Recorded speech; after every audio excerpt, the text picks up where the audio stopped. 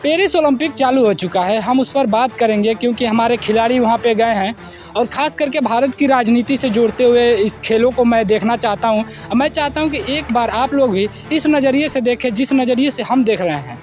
जो पहलवान बेटियां हैं उसमें विनेश फोगाट भी गई हैं और सिर्फ गई नहीं हैं, वो 6 सदस्यीय दल को लीड भी कर रही हैं। और जो मणिपुर से आती हैं मीराबाई चानू, वो भी गई हैं और तमाम खिलाड़ी गए हैं। आज कितने सारे जो हमारे शूटर थे उनका गेम भी था, बहुत सारे लोग फाइनल में भी पहुंचे हैं, उस पर हम बात करेंगे। लेकिन भारत की राजनीति इसमें हम बात करेंगे और हमारे साथ आज वैसे एक लीडर हैं, हम इनसे बात करेंगे। युवा लीडर हैं, क्या कहना चाहेंगे जो ओलंपिक में खिलाड़ी गए हैं खेलने? एक बहुत गर्व की बात है हमारे लिए कि हमारे देश की एक होनहार बेटी विनेश फोगाट इस 50 किलोग्राम के लिए सेलेक्ट हुई हैं। 50 किलोग्राम भार वर्ग में सेलेक्ट हुई हैं और हमें पूरी आशा है कि वो देश के लिए गोल्ड लेके आएंगी। जिस तरीके से वर्तमान सरकार ने उन पर अत्याचार किया, उन सब से निकल के उन्होंने अपने किया और पेरिस ओलंपिक क्वालिफाई किया। बृजभूषण सिंह एक वीडियो में ऐसा जब मीडिया बाइट चल रही थी तो उसमें आरोप लगाते हैं कि ये लोग जब टोक्यो ओलंपिक खेलने गए थे तो सोर्स पे गए थे, अगर हम नहीं होते, और ये लोग हमारे ऊपर आरोप लगा रहे हैं, हम नहीं होते तो ये लोग टोक्यो ओलंपिक में सेलेक्ट नहीं भी हो पाते। बजरंग पुनिया के ऊपर शायद ऐसा आरोप था।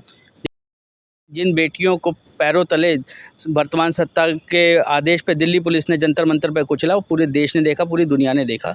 शर्म की बात है हमारे लिए, लेकिन उससे भी ज़्यादा गौरव की बात यह है कि विनेश फोगाट ने सबसे बाहर निकल के खुद को क्वालिफाई के लिए तैयार किया और 50 किलोग्राम वर्ग में खेल रही हैं और हमें पूरी उम्मीद है कि देश का गोल्ड मेडल ला के देश का गौरव बढ़ाएगी। एक तरह से जिस तरह से नेशनल नहीं इंटरनेशनल लेवल पे एक इज्जत की जो धज्जियाँ उड़ती हैं, एक छीछा लेदर हो जाता है, उस तरह की मानसिकता से उन्होंने निकला तो शायद कहीं ना कहीं उनका एक मोटिवेशन भी था। एक तरह से दिखा रहा है कि वो दिमागी रूप से भी मजबूत हैं और हम लोगों की ये उम्मीद रहेगी कि शारीरिक रूप से भी मजबूत रहे ताकि वो मेडल से लेकर के आ पाए। मीराबाई चानू के ऊपर क्या आपकी राय रहेगी?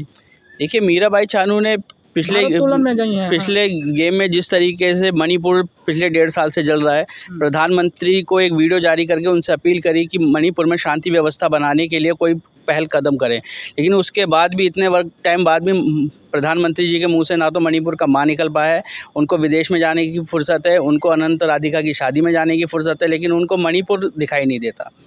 लेकिन गृह मंत्री बोल रहे हैं ना कि मणिपुर में शांति आ रही है, वहाँ पे कार्य चल रहा है, वहाँ का जायजा हम ले रहे हैं। देखिए, वो जुमला है। मणिपुर में जिस तरीके से आज वहाँ के हालात है, बद से बदतर हो गए हैं। सरकार वहाँ पे कोई ध्यान दे नहीं रही है और वहाँ की जनता आज इतनी त्रस्त है कि प्रधानमंत्री और वर्तमान सरकार भाजपा सरकार के प्रति उनके मन में इतना रोष है कि भाजपा का कोई भी प्रतिनिधि वहाँ जाने से भी घबरा रहा है आज की तारीख में। वो मणिपुर को भारत का हिस्सा मानते हैं, पता नहीं मानते, लेकिन मैं प्रधानमंत्री जी से व्यक्तिगत रूप से अपील करता हूं कि मणिपुर को तुरंत संज्ञान में लिया जाए। हमारे नेता राहुल गांधी जी ने जब सदन में मणिपुर की लिए आवाज़ उठाई, उनका माइक बंद कर दिया जाता है, उनका विरोध किया जाता है, उनकी आवाज़ को दबाया जाता है। लेकिन प्रधानमंत्री ने कभी भी मणिपुर के लिए 2 शब्द नहीं बोले। क्या मणिपुर भारत का हिस्सा नहीं है? क्या मणिपुर की जनता ने प्रधानमंत्री जी को प्रधानमंत्री नहीं माना है? क्या उन्होंने बीजेपी को वोट दे के अपने प्रतिनिधि को संसद में नहीं भेजा है? फिर उनके साथ क्यों सौतेला व्यवहार किया जा रहा है? दोनों वहाँ के प्रतिनिधि कांग्रेस के प्रत्याशी जीत गए वहाँ पर। अब जीते हैं ना, पहले तो मणिपुर से जिता के भेजा था भारतीय जनता पार्टी के प्रत्याशी को। वहाँ की जनता समझ गई है, पूरे देश की जनता समझ रही है कि भाजपा सिर्फ सत्ता की राजनीति करती है, सिर्फ धर्म की राजनीति करती है, जातिवाद की राजनीति करती है। विकास के मुद्दों को लेकर उनका अपना कोई स्टैंड नहीं है, उनकी कोई अपनी पॉलिसी नहीं है। इसलिए आज देश की जनता दोबारा कांग्रेस की तरफ देख रही है। लेकिन वहाँ से मणिपुर से निकलते हैं मीराबाई चानू, टोक्यो ओलंपिक में उन्होंने मेडल भी लेकर आया था। इस बार पेरिस ओलंपिक में अगर मेडल आ जाता है और वो जो पोडियम पे खड़ा होकर के अगर मणिपुर का इशूरेज कर देती है तो फिर तो भारत का छीछा लेदर हो जाता है। मैं नहीं चाहूँगा कि ऐसा कभी हो और ना ही मेरा कोई ऐसा इरादा है, लेकिन अगर वहाँ पे पोडियम पे आवाज़ उठा दे तो दुनिया सुन जाएगी ना। देखिए, वो ये तो हमारे प्रधानमंत्री को सोचना चाहिए, हमारे खेल मंत्री को सोचना चाहिए, ये संसद के अंदर बैठे हुए वर्तमान सरकार के हर एक मिनिस्टर को सोचना चाहिए कि जब हमारे एक देश के एक खिलाड़ी की भावना आहत होती है, जब उसकी देश में सुनवाई नहीं होती है, तो उसे विदेश में जाके पोडियम पे अपनी बात रखनी पड़ती है।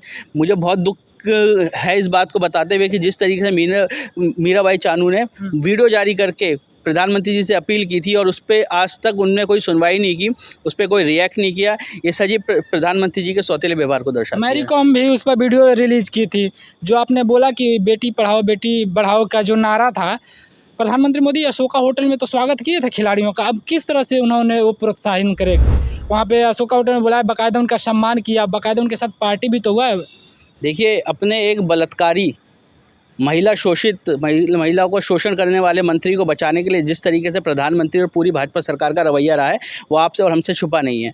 जब हमारे पहलवान खिलाड़ियों ने, पहलवान बहनों ने, पहलवान बेटियों ने FIR के लिए भी सुप्रीम कोर्ट के आदेश का इंतज़ार करना पड़ता है।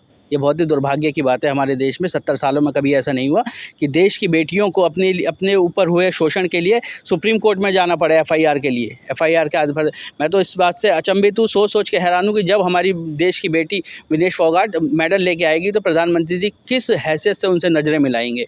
ये वही प्रधानमंत्री हैं जिन्होंने अशोका होटल में बुला के सम्मानित तो किया, लेकिन जब उनकी बेटियों को पैरों तले रौंदा जा रहा था दिल्ली पुलिस के द्वारा, तब उन्होंने एक बार भी अपनी बेटियों का हाल जानने की कोशिश नहीं की। ठीक है, तो ये थे कांग्रेस के युवा नेता और बड़ा दिलचस्प नज़ारा होगा।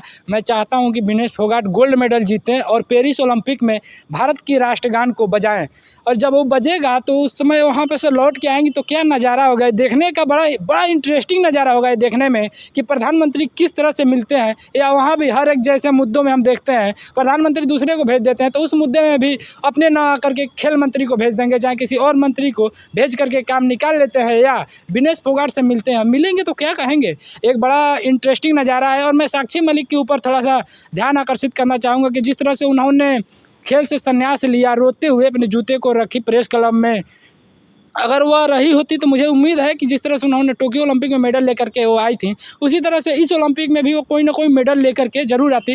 और पिछली बार की कसर रही सही जो कसर थी, शायद इस बार गोल्ड मेडल में भी तब्दील हो सकती थी। तो कहीं ना कहीं इन चीज़ों में हम उलझ के, और अंत दाम हम देखते हैं कि उस आदमी को, बृजभूषण शरण सिंह को टिकट भी नहीं दिया जाता है, और वैसे आदमी के चक्कर में उलझ के न जाने हम लोग कितनी अपने जो एक तरह से खेल से जुड़ी हस्तियाँ थी उनको हमने खो दिया। एक तरह से खेल भावना को चोट पहुंची है। आप लोग क्या सोचते हैं? जो साक्षी मलिक है, विनेश फोगाट है, और मणिपुर से निकली हुई जो मीराबाई चानू है जो भारोत्तोलन में गई हैं, उनके ऊपर क्या सोचते हैं? कमेंट बॉक्स में ज़रूर बताइएगा।